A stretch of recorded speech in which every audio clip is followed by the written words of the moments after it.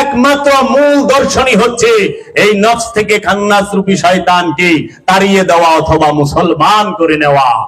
সালাত কেন পড়েন জিগাইলে কয় বাবা জান্নাতের লেগা। আচ্ছা, আরেকজন আবার জিজ্ঞেসি আপনি ঠিক বুঝা কইছেন তো? কয় হ্যাঁ। আমি সালাত কি রে পড়েন? অনেক এর ভিতরে কনফিউজ। কয় না আমি আল্লাহকে রাজি খুশি করার জন্য। আমাকে আপনি আল্লাহরে রাজি খুশি করবেন, আল্লাহরে খুশি আপনি করবেন। কয় না আমি আল্লাহকে পাবার জন্য। মানে নিজেই একটা সন্দেহের ভিতরে। সালাত জান্নাতের জন্য না, সালাত পড়লে আল্লাহ পাওয়া যাবে এইটাও না, সালাত পড়লে কি যে আল্লাহ রাজি খুশি হইব এইটাও না। সালাত পড়িয়া প্রেম করতে হয় হৃদয় দিয়া, অনুভূতির সাথে অনুভূতির প্রেম। প্রেমের মধ্যে সেক্স নাই, প্রেমের মধ্যে আছে তৃপ্তি, পরম আনন্দ। অনুভূতির সাথে অনুভূতির প্রেম হয়। তোমার হৃদয় যা চায় আমার হৃদয়ও তা চায়। কারণ আশিক রাসূল হযরত বেলাল, মহাপ্রেমিক হযরত বেলাল রাদিয়াল্লাহু তাআলা আনহু, সে কি ছেলে না? তার মাসুককে আল্লাহর হাবিব হযরত মুহাম্মদ সাল্লাল্লাহু আলাইহি ওয়াসাল্লাম দুইজনই তো মেল, তাই না? পুরুষ দুইজনই। তাহলে পুরুষের সাথে পুরুষের প্রেম কেমন হয়? অহারানা প্রেম করতে পুরুষের মেয়ে লাগে, নারী লাগে, নর আর নারীর প্রেম হয়। আর প্রেম করতে পুরুষ আর নারী নয়, প্রেম করতে দুইটা হৃদয় লাগে, দুইটা পবিত্র মন লাগে। আর মিলন করতে, সেক্স করতে দুইটা নেগেটিভ পজিটিভ লাগবো, নর আর নারী লাগবো। এর জন্য খায়েশকে প্রেম বললেন না। প্রেম হচ্ছে পবিত্র, খায়েশ অপবিত্র। এর জন্য প্রেম করেন। এর জন্য বাবা জাহাঙ্গীর বলেছে কাম যখন বৃত্ত হয় প্রেম হয়ে যায় বিন্দু, আর প্রেম যখন বৃত্ত হয়া কাম হয়ে যায় বিন্দু। কাম ছাড়া প্রেম নাই। কাম মানে কি? আকাঙ্ক্ষা। যে কোনো জিনিসের আকাঙ্ক্ষাকেই বলা হয় কাম। আপনি যদি চান আপনি ডক্টর হবেন, এটাও আকাঙ্ক্ষা। আপনি যদি চান আপনি একজন জ্ঞানী মানুষ হবেন, এটা আকাঙ্ক্ষা। ব্যবসায়ী হবেন, আকাঙ্ক্ষা। আপনি যদি মনে করেন আপনি অনেক সম্পদশালী হবেন, এটাও আকাঙ্ক্ষা। আপনি যদি মনে করেন যে আমি একজন নেতা হব, এটা আকাঙ্ক্ষা। আকাঙ্ক্ষা এইটা থেকে প্রেমের জন্ম। তখন কি করে? ওইটার প্রতি সে মন প্রাণ সব লাগায় দেয়। নেতা অনেলে যা খুশি হ্যাঁ তাই করে, ব্যবসায়ী অনেক লেগে যা খুশি তাই করে, যা দরকার পড়ে। কারণ ওই ব্যবসার প্রেমে পড়ে গেছে, ওই কামের থেকে প্রেমের জন্ম। আর যখন ব্যবসায়ী পুরা হয়ে যায়, যিনি শিল্পপতি, হের কি আর ব্যবসায়ী হওয়ার আকাঙ্ক্ষা আছে? এত শিল্পপতি হয়েই গেছে। এর জন্য প্রেম কাম থেকে আসি। প্রেম হয়ে গেলে আর কাম থাকে না। কাম নাই যেখানে প্রেম আইব কই থেকে? যদি নিজেকে চেনার আকাঙ্ক্ষাই না থাকে, সাধনা কই থেকে করবেন? পীর কই থেকে ধরবেন? মুর্শিদ কই থেকে ধরবেন? এই মাওলায়াত কেন দেওয়া হইল? মাওলায়াত একটা কারণে দেওয়া হয়েছে, সেটা কি? মানব জাতির হেদায়েতের জন্য। সেই হেদায়েত কি? কিসের হেদায়েত? হেদায়েত কারে কয়? হেদায়েত কারে কয়? নামাজ পড়লেই কি হেদায়েত হয়? রোজা রাখলেই কি হেদায়েত হয়? কোরআন পড়লেই কি হেদায়েত হয়? না। আমরা তো নামাজ পড়ে সুদ খাইতে দেখি না, অহংকার করতে দেখি না, আত্মসাৎ করতে দেখি না, মানুষের সম্পদ মাইরা খাইতে দেখি না। দেখি হ্যাঁ হেদায়েত পাইছে? না। আমরা তো কোরআন পড়নেওয়ালারও খুন করতে দেখি না? খবরে দেখি নাই নারায়ণগঞ্জে জব কইরা মসজিদের ট্যাঙ্কির ভিতরে রেখে জুম্মার নামাজও পড়াইছে? আসে নাই? আসছে তো। তাহলে হেদায়েতটা কি? আমাকে তো এটা বুঝতে হবে আগে যে হেদায়েত কি, হেদায়েত কে করতে পারে, হেদায়েত করার অধিকার কার আছে, আল্লাহ কাকে হেদায়েত করার অধিকার দিয়েছে, পারমিশন দিয়েছে। হেদায়েত করবে আল্লাহর রাসূলে, হেদায়েত করবে আল্লাহর ওলি, হেদায়েত করবে আল্লাহর আব্দুহু, হেদায়েত করবে আল্লাহর নবীগণ। নবুয়তের দরজা বন্ধ, নবী আর আসবে না। তাহলে কি এখন হেদায়েত কে করবে? হেদায়েতের দরজা কি বন্ধ? না। তাহলে আমার মতো পাপী আমি কি আল্লাহকে প্রশ্ন করতে পারি না, আল্লাহ কেন মহানবীর জমানায় আমাকে আনলা না? আমি কি পাপ করছি? তুমি আনতে পারতা না আমারে? তাহলে আমি হেদায়েত হমুকারে দিয়া কই থিকা? এর জন্য হেদায়েত করবে কে? নবুয়তের দরজা বন্ধ, এখন বেলায়েত থেকে হেদায়েত হবে। যারা বেলায়েতের অধিকারী, যারা রিসালাতের অধিকারী, যারা আবদিয়াতের অধিকারী, তারা হেদায়েত করবে, তারাই কিতাব শিক্ষা দিবে। আর এই বেলায়েতের সিলসিলা, এই ওলিত্বের সিলসিলা, এই রিসালাতের সিলসিলা, এই আবদিয়াতের সিলসিলা কার থেকে চালু?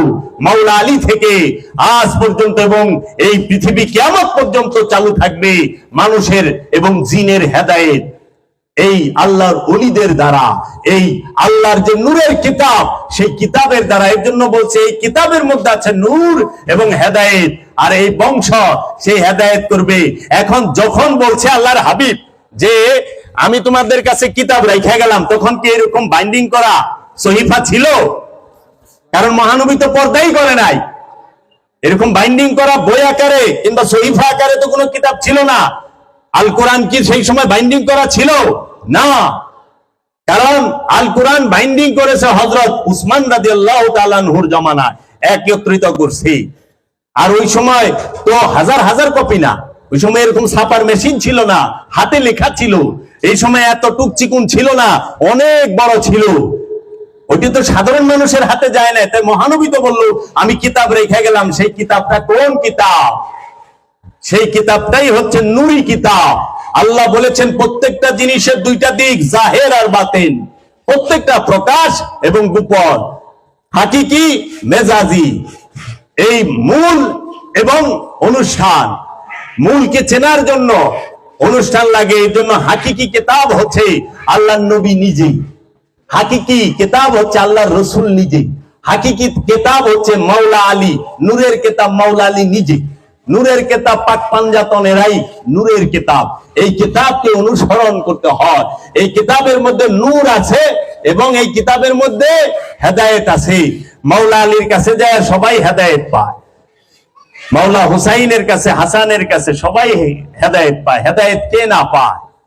এখন তাদেরকে ছাইরা দিয়া উমাইয়া আব্বাসিয়া রাজবংশের চক্রান্তে তারাও একটা হাদিস তৈরি করলো। আল্লাহর হাবিব বলল যে আমি দুইটা জিনিস রাখলাম, কিতাব আর ইতরা।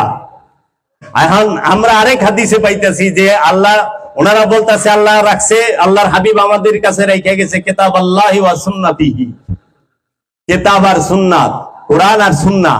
তাহলে কোরআন আর সুন্নাহ যদি হয়, তাহলে ওইখানে পাইতেছি কিতাব আর ইতরা, আর এখানে পাইতেছি কোরআন, কিতাব আর সুন্নাহ। তাহলে তিনটা হয়ে গেল না? কিতাব, সুন্নাহ, ইতরা। আল্লাহর হাবিব তো কইছে দুইটার কথা, তিনটার কথা তো কয় নাই। এখন সুন্নাত দিয়া ইতরাত মানলাম, ইতরাত হইল না। সুন্নাত দিয়া আপনি কি হেদায়েত হচ্ছেন? নফসকে চিনতে পারতেছেন? আল্লাহর রসুলকে নিজের আত্মপরিচয় পাইছেন? জান্নাত পাইছেন? রূহ জাগ্রত হইছে? যদি দাড়ি সুন্নত হয়, জুব্বা সুন্নত হয়, পাগড়ি সুন্নত হয়, টুপি সুন্নত হয়, তাহলে আমরা কি দেখি না দাড়ি রাইখা পাগড়ি পইরা জুব্বা পইরা ভেজাল মাল বিক্রি করতেছে নাই? মানুষকে ঠকাইতেছে নাই? ওজনে কম দিতেছে নাই? সুদ খাইতেছে নাই? ঘুষ খাইতেছে নাই? গীবত করতেছে নাই? অহংকার করতেছে নাই? তাইলে তারে কেমনে শুধরাইল? হেদায়েত হইল কেমনে? আল্লাহ তো যদি শব্দ কয় না। এটা হলো লেবাস। আমি যেটা রাখছি দাড়ি, এটা হলো লেবাস। সুন্নত কি? মিথ্যা না বলা, মিথ্যা না বলা সুন্নত। গীবত না করা সুন্নত। অন্যের সম্পদ আত্মসাৎ না করা, আত্মীয় স্বজনের হক নষ্ট না করা, এটা ফরজ ও সুন্নত দুইটাই। ইতিমের হক না মারা সুন্নাত। যে কাউকে, কোন মানুষকে কষ্ট না দেওয়া সুন্নাত। মহানবীকে যে মানে নাই তাকেও মহানবী দয়া করছে, মায়া করছে। বুড়িমা মহানবীর পথে কাটা বিছাইতো, অসুস্থ হইছে, মহানবী তারেও দেখতে গেছে। আর অনেক আমাকে যে অবস্থা, বাবারে বাবা, মুসলমানরাই মুসলমানকে বেরছে না। আপনার আমার মত মিল থাকতে পারে বাবা, আপনার আমার পথেও মিল থাকতে পারে, যে হয়তো আপনি যেটা মানেন আমি সেটা মানি না, আমি যেটা মানি আপনি সেটা মানেন না, আঘাত তো আসতে পারে না। জোর কইরা ইমানদার বানান যাইব? ইমানদার হইতে হয় প্রেম দিয়া, জোর কইরা ইমান আসে না। কারণ ইমানের সম্পর্ক প্রেমের সাথে, আমলের সাথে ইমানের সম্পর্ক না।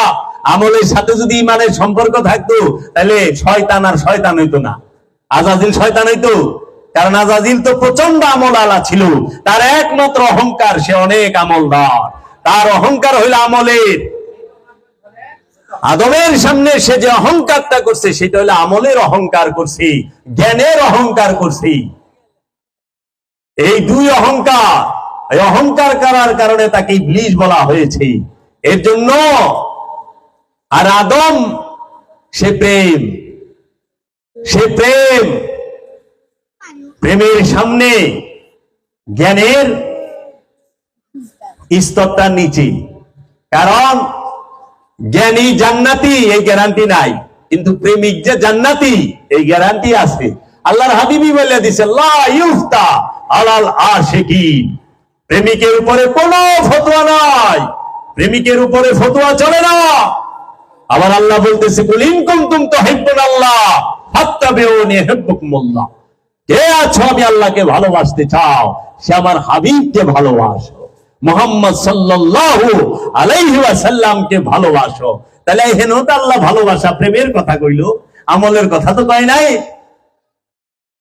আগে প্রেমিক হন, তারপরে আমল করেন, কাজে লাগবো। প্রেম শূন্য, শূন্য প্রেম, শূন্য হৃদয়, ভাব শূন্য হৃদয় মাঝার, বলে না বাবা লালন সাইদি, ভাব শূন্য হৃদয় মাঝার, মুখে কালাম আল্লাহ, কি লাভ হবে?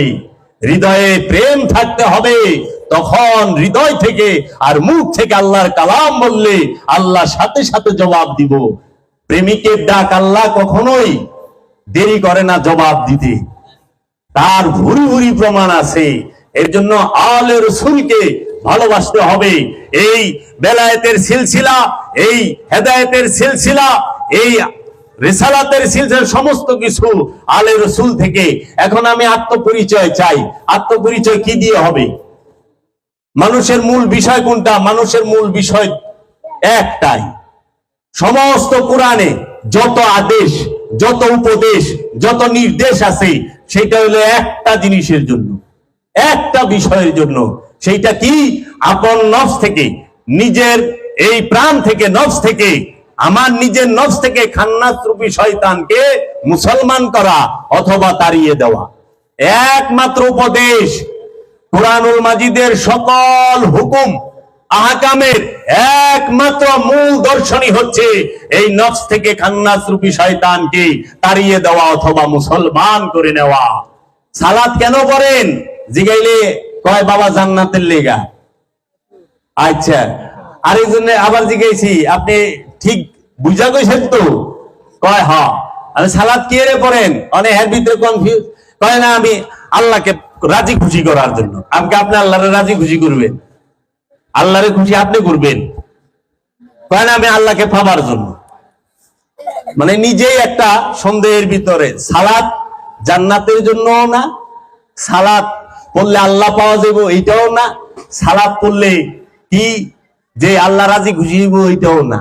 সালাত পড়ি এক কারণে, সেটা কি? আপন নফসকে পবিত্র করার জন্য, আপন নফসকে মুতমাইন করার জন্য সালাত। নিজের নফসের সাথে যে খান্নাস মানে কামনা মিশা রয়েছে, এই কামনাকে তাড়িয়ে দেবার জন্য হচ্ছে সালাত। আপন নফস থেকে, আপন নফসকে তাজাক্কা করার জন্য সালাত, পবিত্র করার জন্য সালাত। নামাজ পড়া নিজের নফসকে পবিত্র করতে হয়, আর নফস যখন পবিত্র হয় তখন আল্লাহ ডাক দেয় ইয়া আইয়াতুহান নাফসে মুতমাইন্না, হে পরিতৃপ্ত নফস, শান্ত নফস, তুমি জান্নাতে প্রবেশ করো, আমার বান্দার মধ্যে প্রবেশ করো। বলে না ইয়া আইয়াতুহান নাফসে মুতমাইন্না ইরজিই ইলা রাব্বিকা রাদিয়াতাম মারদিয়া ফাদখুলি ইবাদি ওয়াদখুলি জান্নাতি। এইটা প্রেজেন্ট। কেন? তুমি সালাত কইরা, তুমি সিয়াম কইরা, হজ কইরা, কুরবানি কইরা, যাকাত দিয়া, আমলে সালেহা কইরা তুমি তোমার নফসকে পবিত্র করেছো। এর জন্য সকল ইবাদতের একমাত্র উদ্দেশ্যই হচ্ছে আপন নফসকে পবিত্র করা, নিজেকে পবিত্র করা। নিজেকে পবিত্র করতে পারলেই, নিজের নফস থেকে খান্নাসকে তাড়াই দিতে পারলেই সে হয় মুমিন। তাকে কোরআন বলেছে কাদ আফলাহাল মুমিনুন, একমাত্র সফল ব্যক্তি হচ্ছে মুমিন। মুমিনরাই সফল, মুমিন ছাড়া আর কেউ সফল নয়। অনেক তো আমাগো সফলতা কি 1000 কোটি টাকার মালিকও সফল ব্যক্তি, প্রতি মাসে ইউরোপ আমেরিকা জায়গায় যে একটা সফল মানুষ। এটা হলো মানুষের নজরে, দুনিয়ার নজরে সফল, আল্লাহর নজরে সে সফল না। আল্লাহর নজরে সফল হইল যে নিজের নফসকে খান্নাস মুক্ত করতে পেরেছে, নিজেকে পবিত্র করতে পেরেছে, সে হইল সফল।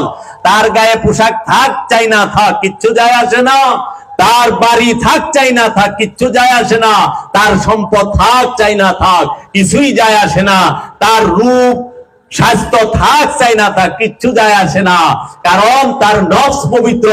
দেহ কোনোদিন আল্লাহর সামনে খাড়ায় না। জান্নাতে দেহ খাড়াইব না, জান্নাতে নফস যায় না, দেহ যায় না, জান্নাতে যায় নফস। প্রাণ নফস জান্নাতে যাবে, নফস যাবে জান্নাতে, দেহ জান্নাতে যায় কে বলল আপনারে?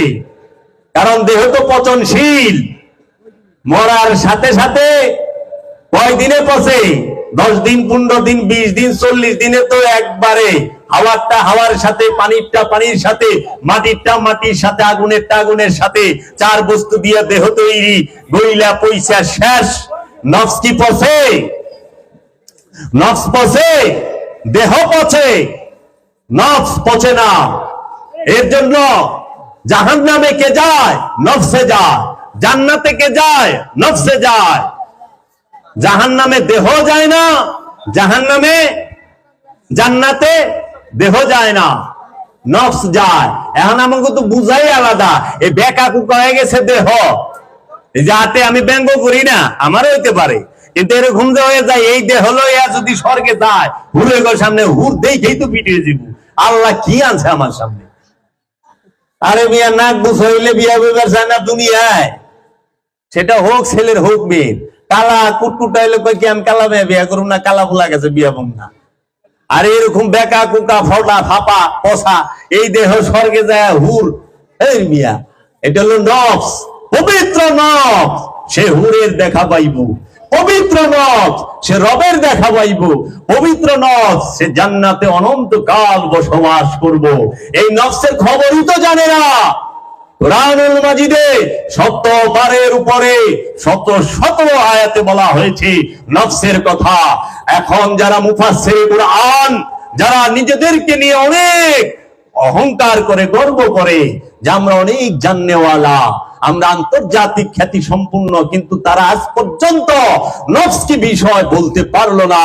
বিশ্বাস করেন, বাবা জাহাঙ্গীরের দয়ায়, বাবা জাহাঙ্গীরের শিক্ষায়, বাবা জাহাঙ্গীরের রহমতে পাঠ পাঠ খুইলা বইলা দেমু নফস কাকে বলে। যদি দেখাইতে না পারি এইখান থেকে আর বললাম না,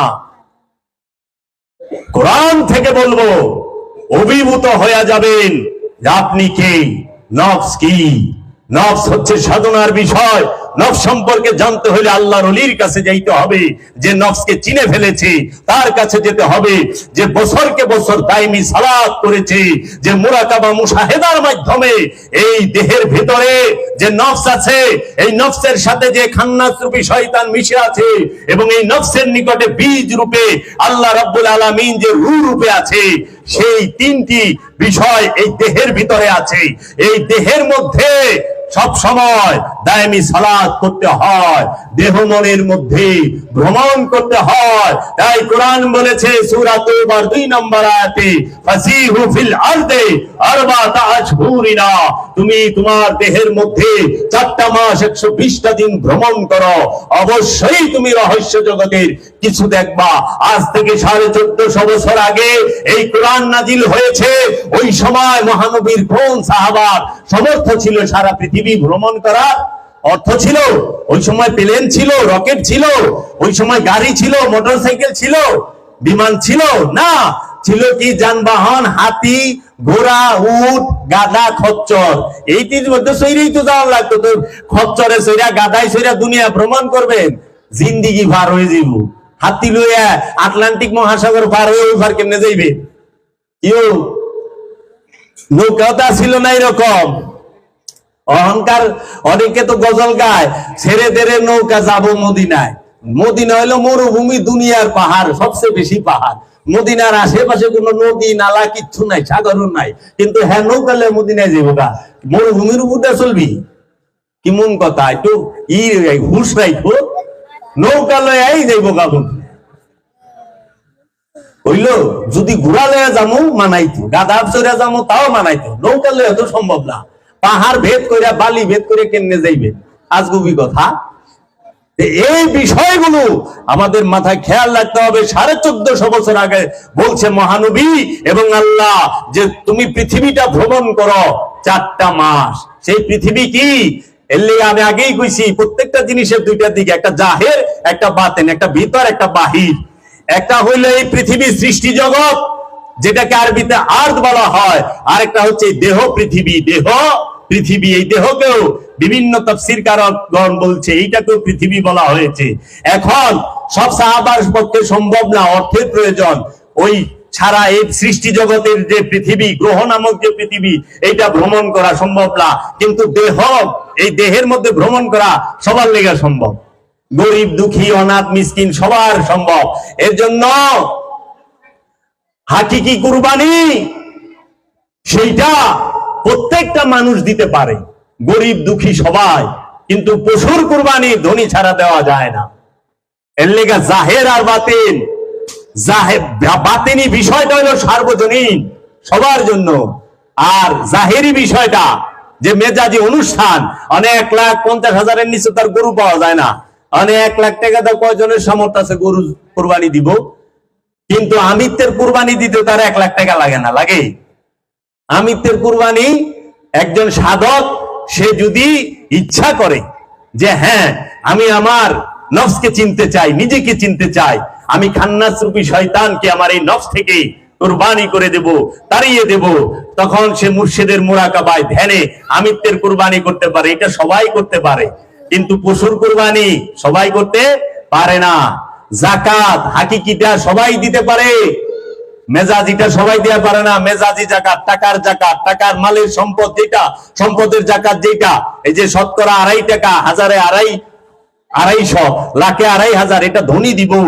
কিন্তু আল্লাহর বিধান তো ধনী গরিব এরকম হইতে পারে না। আল্লাহর বিধান সবার লেগে সমান। এই যে কয় না আইন সবার জন্য সমান, তা আইন, আল্লাহর আইনে কি বড় লোক ছোট লোক আছে নি, গরিব ধনী আছে নাকি? সবার লেগে সমান। তাইলে মেজাজি জাকাত যেটা সম্পদের, সেইটা ধনী দিতে পারে। আর আমিত্বের জাকাত যেটা, নফসের জাকাত যেটা, এটা প্রতিটা ইমানদার দিবে, প্রতিটা মানুষ দিতে পারে। এই আমিত্বের জাকাত দেওয়া তাই সন্ত হয়ে গেলাম না। কেউ শিখাইলো, কেউ কইলো যে জাকাতও 2 প্রকার, একটা সম্পদের জাকাত, একটা আমিত্বের জাকাত। গরিব মানুষ, ধনী মানুষ, সুস্থ মানুষ, অসুস্থ মানুষ, ফর্সা মানুষ, কালা মানুষ, মোটা মানুষ, চিকুন মানুষ, সবার লেগে আমিত্বের জাকাত ফরজ।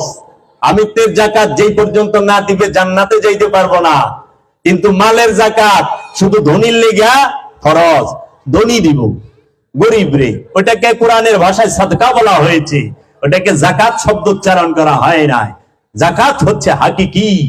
এর জন্য হজ, এইটাও তাই, আনুষ্ঠানিক যে হজ, সৌদি আরবের মক্কা শরীফে যায় যে হেরেম শরীফ তওয়াফ করা, এটা গরিবের পক্ষে সম্ভব হয় না। কিন্তু এটা তো ফরজ ইবাদত, গরিবের পক্ষে সম্ভব হয় না, ধনীরা করতে পারে। তাহলে গরিব কোন হজ করব? এই দেহ কাবা এবং দিল কাবার হজ করবে, হাকিকি কাবার হজ করবে, আপন রসুলের নূরের চেহারা মুবারকের তওয়াফ করবে। যে একজন আল্লাহর ওলি, সে নিজেই জিন্দা কাবা, যেই কাবায় আল্লাহ জাত রূপে থাকে, হাকিকি রূপে থাকে। আল্লাহর রসুল মহানবী হযরত মুহাম্মদ সাল্লাল্লাহু আলাইহি ওয়াসাল্লাম, সে কাবারও কাবা, বাবারও বাবা। কাবা তওয়াফ মুহাম্মদ সাল্লাল্লাহু আলাইহি ওয়াসাল্লাম করে না, কাবাই মুহাম্মদ সাল্লাল্লাহু আলাইহি ওয়াসাল্লামকে তওয়াফ করে। কারণ মুহাম্মদ সাল্লাল্লাহু আলাইহি ওয়াসাল্লাম কাবায় ঢুকছে দেখাই কাবার মর্যাদা বাইরে গেছে, পারছে না। ইব্রাহিম নবী, আদম নবী কাবা বানাইছে দেখা কাবা হইছে। আল্লাহর নবীরা যাহা তৈরি করে, আল্লাহর নবীরা যাহা স্পর্শ করে, আল্লাহর নবীরা যাহা নিয়ে চলাফেরা করে, সেইটাই তার উম্মতের জন্য, বান্দাদের জন্য অবশ্যই পালনীয় হয়ে যায়। দেখেন আবে জমজমের পানি দাঁড়ায়া পান করেন না? আবে জমজমের পানি, এই জমজম শব্দের অর্থ কি জানেন? ঝমঝম, এটা হইল হিব্রু ভাষা। আমরা যেরকম বাংলায় বলি না থাম থাম, ইংরেজিতে বলি না স্টপ স্টপ, এই জমজম মানে থামো থামো, মানে পানি এত পরিমাণ বলকায় উঠতেছিল যে কাবা তাই ডুবে যাওয়ার সম্ভাবনা, কারণ কাবার খুব নিকটে তো মসজিদুল হেরেমের। এর জন্য মা হাজেরা বলছে জম জম, থামো থামো, থাইমা গেছে। এই জমজমের পানি দাঁড়ায়া পান করতে হয়। কেন মা হাজেরা দাঁড়ায়া পান করছে? হযরত ইসমাইল আলাইহিস সালাতু ওয়াস সালামকে দাঁড়ায়া পান করাইছে এর জন্য।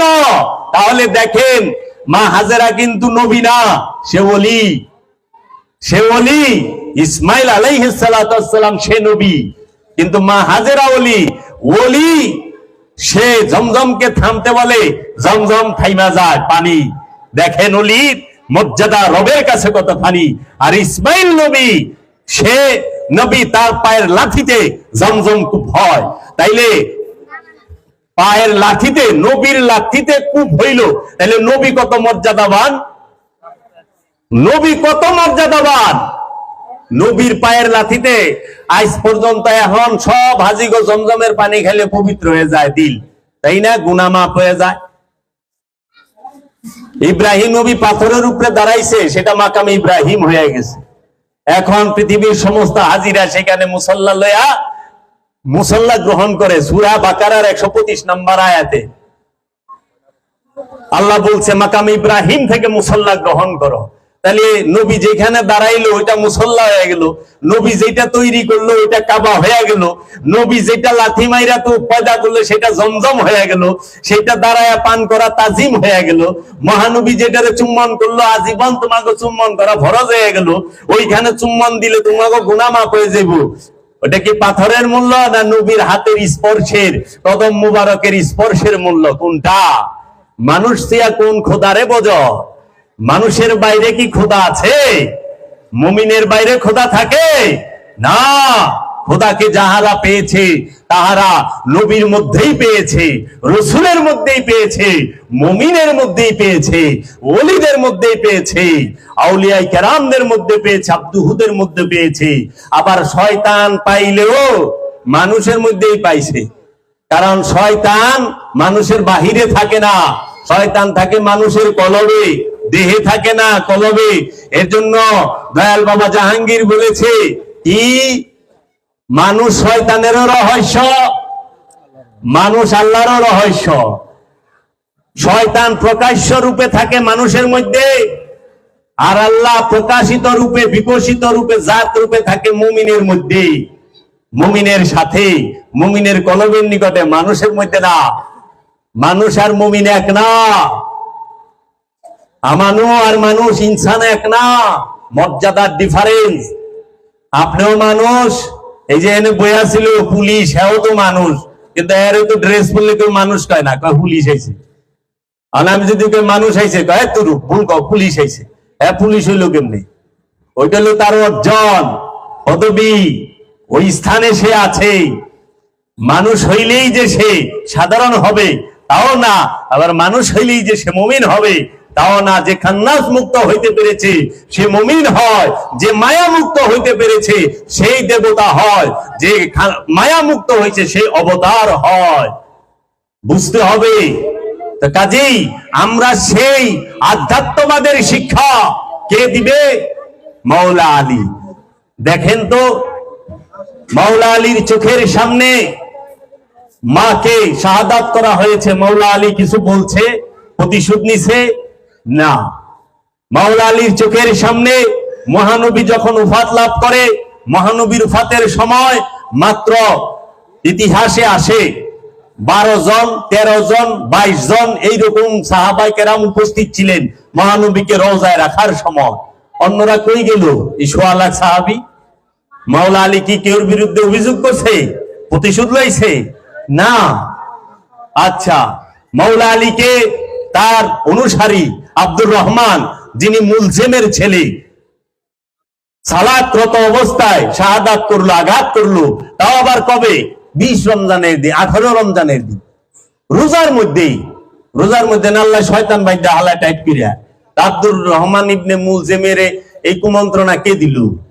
মাওলা আলী রে, মাওলায়ে কায়নাত আলী কারামাল্লাহু ওয়াজহু, আল্লাহর কারামের চেহারা যে, আলী কারামাল্লাহু ওয়াজহু, ওয়াজহু মানে চেহারা, কারামাল্লাহু আল্লাহর রবের যে কারামত, সেই কারামতের চেহারাই হচ্ছে মাওলা আলীর। মাওলায়ে কায়নাত, সমস্ত কায়নাতের মাওলা তাকে শাহাদাত করলো। 20 রমজানে শাহাদাত বরণ করলেন। মাওলা আলী তো কখনো, মাওলা আলীর আঘাত করছে মাথা মুবারক এইখানে তরোয়াল দিয়া, যখন তাকে আটকাইছে বলে ওরে কিছু করো না, ওরে ক্ষমা করে দাও, ওরে ক্ষমা করে দাও। মাওলা আলী যখন হোশ ফিরছে তখন বলে আব্দুর রহমানকে কিছু খাইতে দিছ? এই হইল মাওলা আলী। তেরা বাচ্চা নূর কা, প্রত্যেকটা আওলাদ নূরের আওলাদ, তারাই সবুরের সর্বশ্রেষ্ঠ মাকামে, ধৈর্যের মুস্তাকিমের শ্রেষ্ঠ মাকামে আছে। আলে রসুল মহানবীর আওলাদগণ। মাওলা আলী তো কোনো অভিযোগ করলো না। মাওলা হাসানকে শাহাদাত করা হলো, মাওলা হাসান তো অভিযোগ করলো না। মাওলা হাসানকে তো নানাজির পাশে শুইতে দেওয়া হইল না, মদিনা শরীফের রওজার পাশে নানাজির রাখতে দেওয়া হইল না। ও অভিযোগ তো করলো না। পাইছেন কোন ইতিহাসে অভিযোগ করছে? না। হযরত যায়েনব বলেছেন মা বাবা হাসান আলাইহিস সালাতু ওয়াস সালাম এবং মাওলা হুসাইন সম্পর্কে, যে আমিরে হাসান গরিবে হুসাইন। কেন আমিরে হাসান বলেছে? মাওলা হাসান ওসিয়ত করেছিলেন ইমামে হুসাইন আলাইহিস সালাতু ওয়াস সালামের কাছে, ভাই আমাকে যখন শাহাদাত করা হবে, ইন্তেকাল করব, তুমি আমাকে নানাজির পাশে রাখো, আমার কবরটা, আমার মাজারটা নানাজির পাশে কইরো। ওই সময়কার যে গভর্নর ছিল ওয়ালিদ বিন উতবা, সে পারমিশন দেয় না। যখন করতে গেছে, মাওলা হাসানকে রাখতে গেছে, সৈন্যবাহিনীর তীরের বৃষ্টি হয়েছিল মাওলা হাসানের দেহ মুবারকের উপরে, লাশের উপরে। ওই তীরের আঘাতে যে কাপড় ছিল, যে জামা ছিল, রক্তাক্ত হয়ে গেছে। তখন ওইখান থেকে ফেরত আনতে মাওলা হুসাইন বাধ্য হয়েছে। আইনা বড় সাহাবায়ে কেরাম যারা বয়োজ্যেষ্ঠ ছিল, তারা বলছে জান্নাতুল বাকিতেই রাখেন, তাও সংঘাত থামুক। তখন আবার ফেরত নিয়ে আসছে। জগতে ইতিহাস আছে যে দেহ যখন নিয়ে যায় ঘর থেকে বের করে, ওইটা আবার ফেরত আনে বাড়িতে? নাই। আলে রসুলের সাথে তো হয়েছে, মাওলা হাসানের সাথে। আরবি ইতিহাস পড়েন, যাই না যাইবেন। তখন ওই জামা পাল্টায়া তারপরে নতুন জামা দেওয়া হয়েছে, তারপরে জান্নাতুল বাকিতে রাখা হয়েছে। আর গরিবে এজন্য বলা হয় আমিরে হাসান, দুইবার জামা পাইছে, দুইবার জামা পাইছে যাওয়ার সময়। আর গরিবে হুসাইন, মাওলা হুসাইন আলাইহিস সালাতু ওয়াস সালামকে যখন কারবালায় শাহাদাত করা হয়, কে শাহাদাত করেছে? মুনাফিকের দলেরা। ওইখানে কোনো কাফের ছিল না, মুনাফিকরা ছিল। ওইখানে কোনো হিন্দু ছিল না, ওইখানে কোনো বৌদ্ধ ছিল না, ওইখানে কোনো খ্রিস্টান ছিল না, ওইখানে কোনো ইহুদি তাও মং ধর্মের অনুসারীরা ছিল না। ওইখানে ছিল এই লেবাসধারী মুনাফিকের দল, এজিদের 5 আটা গোলামেরা, 33,000 সৈন্য। তাহারা যখন মাওলা হুসাইনকে শাহাদাত করে, মাওলা হুসাইনের মাথা মুবারকের মধ্যে মহানবীর পাগড়ি, যে আমামা যুদ্ধ করতেন, মুকুট যেটা, সেটা ছিল। মহানবীর জামা মুবারক ছিল মাওলা হুসাইনের দেহ মুবারকে। মাওলা হুসাইনের হাতে মহানবীর আংটি মুবারক ছিল। মহানবীর হাতে জুলফিকার ছিল, মাওলা হুসাইনের হাতে জুলফিকার ছিল। যখন এজিদের সৈন্যরা এই সীমার মাওলা হুসাইনকে শাহাদাত করে, মাথা থেকে মুকুট ছিনিয়ে নেয়, দেহ মুবারক থেকে ওই অভাবের সময় তো ওই সময় জামা ছিল না, তো জামা খুইলা লয়ে যায়, হাতে আঘাতে হাতের আঙ্গুল ফুইলা গেছে, আংটি মোবারক তো দামি, এই আংটি ভাই করতে পারে নাই, এই আঙ্গুলটা পর্যন্ত কাইটা ফালাইছে, কাইটা তারপর আংটি ভাই করে আনিছে। সম্পূর্ণ জুতা মুবারক জামা মুবারক সব খুইলা লয়ে গেছে, উলঙ্গ করে দেহ মুবারক রেখে দিয়েছে। এগুলো বলতেও খুব কষ্ট লাগে। এই উপহার দিয়েছি আলে মোহাম্মদ আলে রাসূল সাল্লাল্লাহু আলাইহি ওয়াসাল্লামকে, যে কাপড় নসিব হয় নাই। ৩৩,০০০ সৈন্যের ঘোড়া চালায় দেওয়া হয়েছে দেহ মুবারকের উপর দিয়া, ঘোড়ার পায়ের সাথে মাংসগুলো চলে গেছে। কে রাখছে মাওলা হুসাইনকে রোজায়? কে জানাজা দিচ্ছে? তারা তো মাথা মুবারক লে কুফায় গেছে গা, কুফার থেকে সিরিয়া দামেস্কে গেছে গা। তারা এনামের জন্য, পুরস্কারের জন্য পাগল। এইদিকে রসুলের নওয়াসা, রসুলের কলিজার টুকরা কে? মহানবী বলেছে হুসাইন মিন্নি ওয়া আনা মিনাল হুসাইন, আমি হুসাইন থেকে, হুসাইন আমার থেকে। যেই হুসাইন আলাইহিস সালাতু ওয়াস সালাম মহানবী যখন সিজদায় রত, মাওলা হুসাইন মহানবীর পিঠ মুবারকে বসে আছে, রুহুল আমিন এসে বললেন, ওহী নাজিল হলো, ইয়া রাসূলুল্লাহ, যেই তুলি ইমামে হুসাইন নিজের ইচ্ছায় পিঠের থেকে না নামে ওই পর্যন্ত আপনি মাথা উঠায়েন না। আল্লাহর হাবিব, আমরা যখন সিজদায় যাই বলি সুবহানা রাব্বিয়াল আলা, এইটা 3 বার পড়ি। মহানবীকে 72 বা 73 বার পড়ায় ছেড়ে দিছে। মহানবী তাও মাথা মুবারক উঠায় না। বলছে সাহাবায়ে কেরাম পিছনে দেখে এত দেরি কেন, কি হইল মহানবীর? একজন উঠছে, উঠে দেখে মাওলা হুসাইন মহানবীর পিঠের উপরে, আর পিঠটাও তো এমন ভাবে থাকে খুব সুন্দর পজিশনে, শিশু বয়স, উঠা বইসা পড়ছে। তখন রবের আসছে যে আপনি মাথা উঠায়েন না, কারণ লড়লেই মাওলা হুসাইন পড়তে পারে। মাওলা হুসাইনের দিকে আল্লাহ রাব্বুল আলামিনও খেয়াল রাখে, রুহুল আমিনও খেয়াল রাখে, আল্লাহর হাবিবও খেয়াল রাখে যে না, লড়া যাবে না। সাহাবায়ে কেরাম একজন আরেকজন এরকম ধাক্কা দিয়া দিয়া উঠাইতে উঠাইতে সবাই উঠাইছে। দেখো এই সুন্দর দৃশ্য জীবনে আর কোনোদিন পাবা না। মাওলা হুসাইন মহানবীর পিঠ মুবারকে বৈশা রইছে। মাওলা হুসাইন স্বইচ্ছায় যখন উঠছে, তখন মহানবী মাথা মুবারক উঠাইছে। নামাজ ভঙ্গ হইছে, নামাজ নষ্ট হইছে, সুসেজদা করলে দেয় নাই, ফিরাও করে নাই। তাহলে খাজা বাবা বলেছেন, আমি গাজ্জে মাগফির খুশিদার পর্দা উঠাইয়া দেখি, হে নবীর নন্দ দুলাল ইমামে হুসাইন আলাইহিস সালাতু ওয়াস সালাম, তোমার মেরাজ তো মুহাম্মদ সাল্লাল্লাহু আলাইহি ওয়াসাল্লামের এক ধাপ উপরে। খাজা গরিবে নওয়াজ সুলতানুল হিন্দ বলেছে যে মুহাম্মদ সাল্লাল্লাহু আলাইহি ওয়াসাল্লামের সিজদার নিরিকে ইমাম হুসাইন, বারজাকে ইমাম হুসাইন, খেলে ইমাম হুসাইন, হুসে ইমাম হুসাইন, কারণ সিজদার তো খেয়াল তো পিঠের দিকে, ইমাম হুসাইনের দিকে পড়বো কিনা, ব্যথা পাইবো। তাহলে মহানবীর খেলের মধ্যে মাওলা হুসাইন। জুমার দিন খুতবা দিতেছিলেন মিম্বরে দাঁড়িয়ে মাওলা হুসাইন, ছোট ছোট পায়ে হাইটা হাইটা গেছে, পাজামাটা একটু লম্বা। মহানবী দেখলেন যে বাইজা পইরে যাইতে পারে, খুতবা বন্ধ করে মিম্বর থেকে নাইমা মাওলা হুসাইনকে তুলে নিয়েছেন। কত কিমতি হুসাইন! সেই ইমামে হুসাইন আলাইহিস সালাতু ওয়াস সালামকে আমরা কি পুরস্কার দিয়েছি? এই মুনাফিকের দলে কি পুরস্কার দিয়েছে? এর জন্য কোরআনে সূরা মুনাফিকুন নাজিল হইছে, কাফেরুনও নাজিল হইছে, মুনাফিকুনও নাজিল হইছে। কাফের নয়, অন্য যারা রাসূলকে মানে না, আল্লাহকে মানে না, তাগুলি গা। সূরা মুনাফিকুন তার কাফেরের লেগা না। তাহলে মুনাফিকটা কারা? ওখানে সবাই যদি মুসলমান আর মুমিন হয়, তে মুনাফিক কে? আল্লাহ যে কইছে কাফের থেকে মুনাফিক ডেঞ্জারাস, হত্যা হইতে ফেসাদ ভয়ানক। কারণ হত্যা তো করবেন একজন রে, আর ফেসাদ লাগাই দিলেন, ঝগড়া লাগাই দিলেন, 10 জনও মরা পারে, গ্যারান্টি নাই। এর জন্য বলছে হত্যার থেকে জঘন্য হইল ফেসাদ সৃষ্টিকারী। আর এইখানে কাফেরের থেকে ডেঞ্জারাস হলো মুনাফিক। এর লেগে সবচেয়ে বড় আযাব কোরআনে যে বলেছেন সেইটা মুনাফিকের জন্য। কারণ কাফের ঈমান আনতে পারে, মুনাফিক আর ঈমান আনা পারে না। কাফেরের চান্স আছে ঈমান আনার, কিন্তু মুনাফিক তো ঈমান আইনাও গাদ্দারি করে, মুখে কলমা পড়ে ভিতরে গাদ্দারি করে। মহানবীকে হত্যা করতে গেছে একদিন এই মুনাফিকেরা, এরাই আবার মহানবীর পিছে সালাত করে।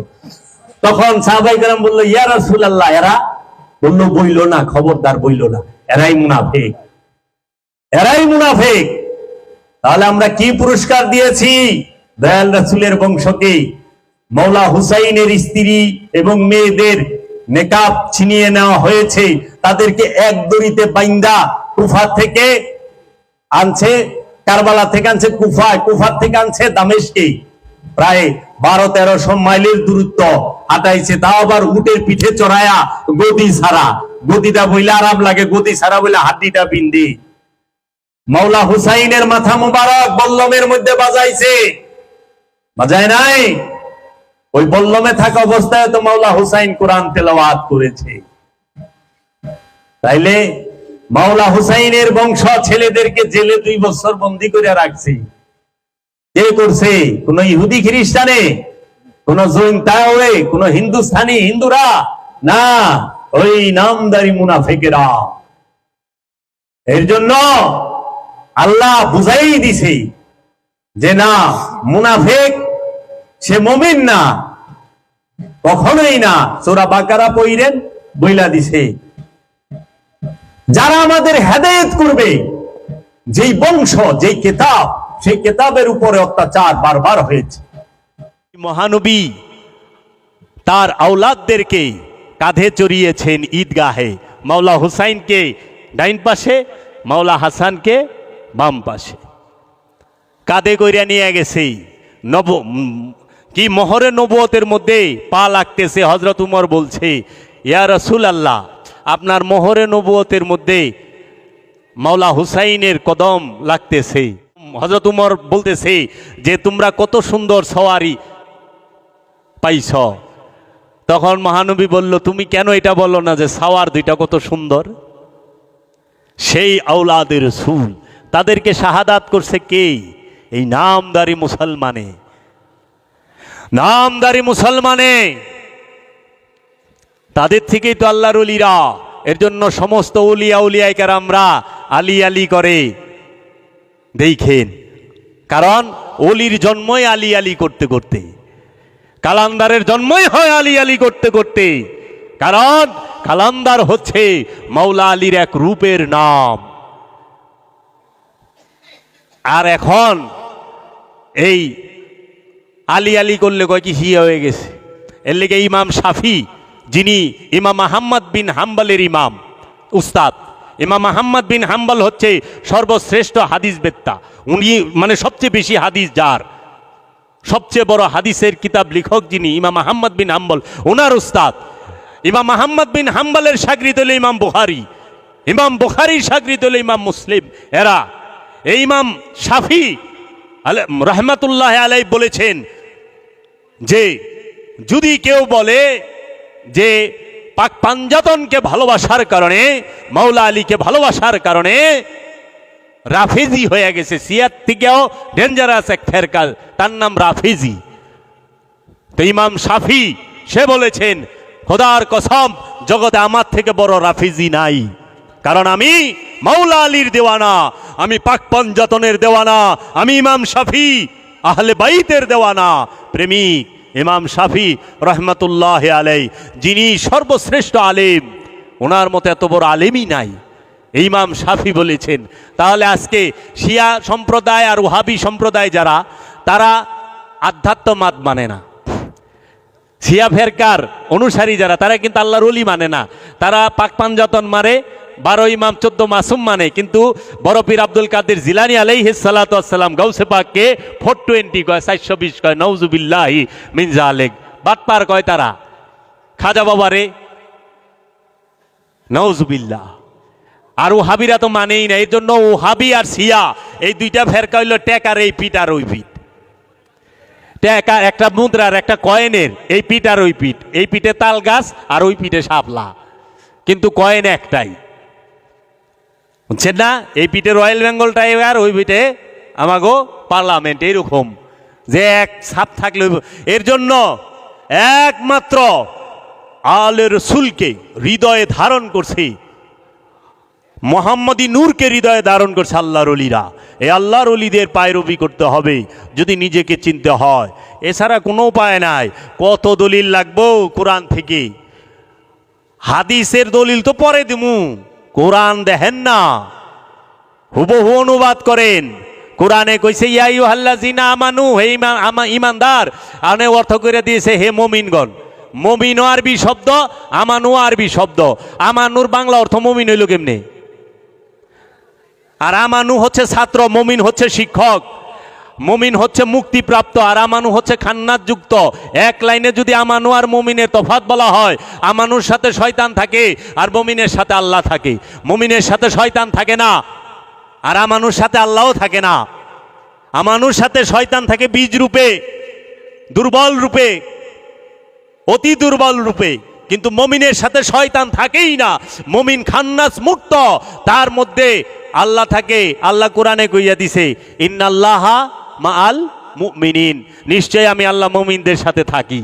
আল্লাহ তো কয় না আমি আমানুর লগে থাকি। তাহলে মুমিনের অর্থ বাংলায়, আমানুর অর্থ বাংলায় মুমিন করলেন কেমনে? যেখানে রু শব্দ আইছে, এই যে কদর রাত্রি আসতেছে সামনে, রোজা না? সূরা কদরে ইন্না আনজালনাহু ফি লাইলাতুল কদর ওমা আদরাকা মা লাইলাতুল কদর লাইলাতুল কদরে খায়রুম মিন আলফি শাহর তানাজ্জালুল মালাইকাতি ওয়ার রূহ। এই যে ওয়ার রূহ, এই রুহের বাংলা করে থিয়ে দিছে কোরআন অর্থ, অথচ কোরআনের আরবিও, আরবিতে কোরআন, বাংলায়ও কোরআন। কোরআন